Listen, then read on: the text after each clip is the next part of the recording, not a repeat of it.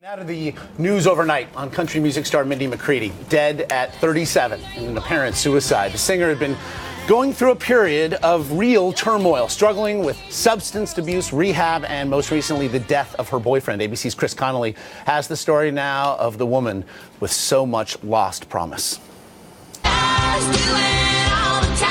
Years ago, long before her portrayal of a hungover party girl would seem cruelly ironic, Mindy McCready was a fresh-faced 20-year-old from Florida, as her Guys Do It All the Time became a #1 country single in 1996. So I had some beers with the girls last night. Guys do it all the time. Her bright promise still shined through the 90s, as her debut CD, 10,000 Angels, went double platinum. But the radiance of that smile would fade, as alcohol and drug dependency seized control of her life. There were 4 suicide attempts, there were several arrests, there was at least 3 trips to rehab. All put together, her career was derailed because her personal life was so chaotic. She spoke openly about her addictions on The View in 2010. When there would be some kind of crisis or some kind of painful thing happen to me, it was readily available to go and drink too much. Reality TV chronicled her struggle to get clean.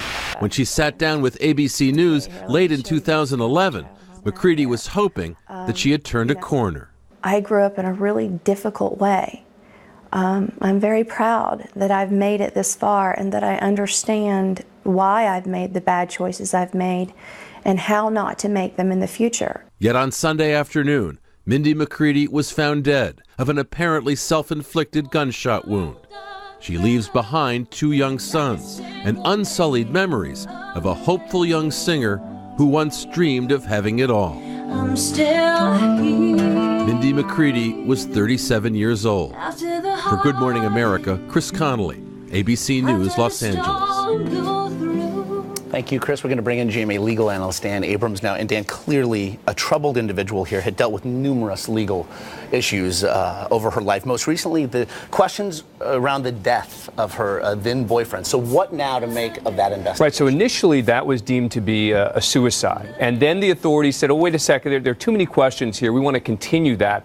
I don't think this is going to change that. I think they're still going to want answers to know what happened, how it happened, and there's an argument to be made that this may even kick it into further gear as the authorities try to get some of those answers, some of those questions answered. She also dealt with addiction for most of her adult life. Her children actually put into foster care just a month ago when she was placed into court-ordered rehab. So now, what becomes of that? Last time we talked about this on the show, she had actually taken one of the children away out of state against a court order. And the question there was, how do they get her back? She eventually gave up both of her children when she went into this court-ordered addiction program.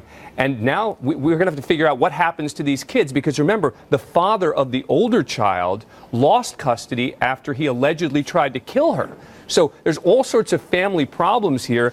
I would expect that the father of Xander, the older child, is now going to try and get custody back. And then the question is he going to also ask for custody of little Zane, who's 10 months old as well? A sad end that may not be an end at all. Dan Abrams, we appreciate it. Okay, Josh.